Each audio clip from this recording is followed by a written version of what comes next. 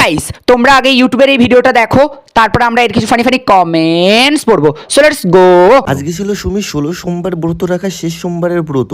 আর সুমি চেয়েছিল যে শেষ সোমবারে লীলামৃত পাঠ ও গীতা পাঠ বাড়িতে একটু করার জন্য, আর সবার জন্য একটু খিচুড়ি প্রসাদের আয়োজন করা। আর ভোলানাথের জন্য তো সুমি নিজের হাতেই ভোগ রান্না করে, সেটা আমি জানি যে ও কাউকেই দেবে না সেই ভোগটা রান্না করতে। তাই আমি সুমিকে বললাম সবার জন্য খিচুড়ি প্রসাদটা আমি রান্না করব। আর বলার সঙ্গে সঙ্গে দেখি রাজি। তাই সকাল সকাল বাড়ি থেকে রেডি হয়ে চলে আসলাম সুমির বাড়িতে। এসে দেখি সুমির পুজোর জন্য সব আয়োজন রেডি। সুমির সঙ্গে গিয়ে কথা বলতে পারলাম না, কারণ ও ভোগ রান্না করছে। ভোগ রান্নার সময় কারোর সঙ্গে কথা বলেন না। আজকে কিন্তু আমি একা রান্না করছি না, আমার সঙ্গে আছে সত্যেন ভাইও।